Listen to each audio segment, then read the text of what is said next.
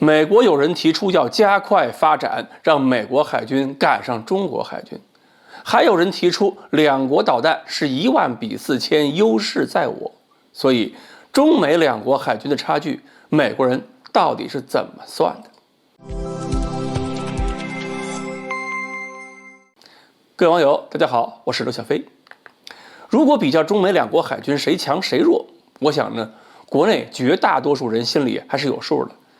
你想美国多少航母啊，多少两栖攻击舰，多少攻击核潜艇，多少弹道导弹核潜艇，多少阿利伯克级导弹驱逐舰，那么我们呢，相应的是多少？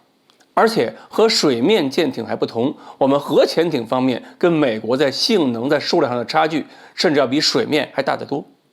但是呢，这个问题也看具体情况，就是美国海军你再强大，到了中国家门口你能怎么样？你全球布局，我是以逸待劳。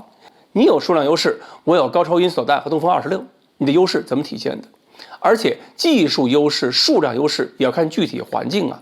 我们打仗的时候，思维一直就是在总体不占优势情况下形成局部优势。从技术角度方面，还要考虑一下，巡航导弹也就罢了，你的防空导弹呢？数量多不等于火力通道就多。简单讲，不是你导弹多就行了。你的防空火力受你的雷达、火控、制导体制影响，就决定了你能够同时拦截多少目标。也许一次交战下来，你大量导弹还没来及发射，你就被揍沉了，不能够及时发射出去，那样的导弹库存数量不重要。有意思的是呢，美国国内也在争论这个事儿。最近美国那个福布斯新闻网站上，前后不过2天啊，就出现了2个关于中美海军力量对比的文章，密度够高的。先发表的文章呢，指出美国海军还是比中国海军强很多。虽然中国拥有的一线作战军舰数量是世界上最多的，但是火力比美国差了不少。美国军舰上各种导弹发射单元垂直的一共是9804个，而中国呢，在垂直发射系统中只有2576枚。怎么算的我们也不知道。如果呢再加上别的导弹，这个数量就是10000多比4000多。所以这个美国作者认为优势在我。然后呢，没过2天，另一篇文章也就出现了，那就不是这个味儿了。第2篇文章作者提出一个观点，就是担忧美国海军以后可怎么能够追上中国。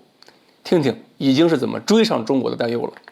而且这文章不是忽悠，他的理由是美国现在造船太慢了。虽然现在军舰是不少，但是跟中国海军相比，主力舰艇已经不年轻了。等这些现役的船只老了，寿命到了，大量退役了，美国海军需要多少新舰艇来填补？而且伯克级还要接着造，但是一艘伯克级的成本从7亿美元增加到12亿美元，增加快1倍了。所以美国现在应该多造护卫舰，而不是造更大的驱逐舰，可以让成本降低不少，船只数量可以增加不少。原先呢，美国海军设委建议要搞一个新的造船计划，20年建造50艘护卫舰。按照当年那个计划，到了2020年，就是去年，1年就应该建造4艘新的护卫舰。也只有这样的速度，才能保持对中国的领先和优势。拜登政府呢，已经把计划调整了，就是未来10年内就造20艘星座级护卫舰，这个数量不够啊。而且就算是恢复了原计划造50艘，也有问题啊。造船厂设施不够了，原来一个船厂一个船坞造，肯定完不成任务。现在要完成计划，造船厂和船坞都必须增加。不过，就算是现在竞标一起来参与建造的那些个船厂都中了标了，也不行，因为这个船呢，要想建造起来，要想批量建造，得有过程，必须等第一个船厂把前几艘船造出来，经过试用、经过试航，发现问题、解决问题之后，把这些故障都排除了，把隐患都消除了，才能把最终修改的设计交给别的船厂。别的船厂有了熟练的工人，才能够参与进来，增加产能，一起制造。所以这个作者怎么算都担心美国的造船速度不够，难以跟上中国海军的发展。看来也是这几年呢，被中国海军下饺子速度给刺激到了。应该说，美国新一代的星座级护卫舰性能是不错，吨位呢基本上达到了052D 的水平。因为它的这个主要功能不在于防空，在于反潜，所以我们要更关注的是它的反潜能给美国带来多少优势。垂直发射单元呢也有64个，考虑到美国的网络作战能力，那么利用别的大舰提供的信息，他们发射各种导弹水平也应该相当可以的。如果星座旗可以快速大量生产，确实有可能解决了美国海军水面舰艇主力换代速度问题。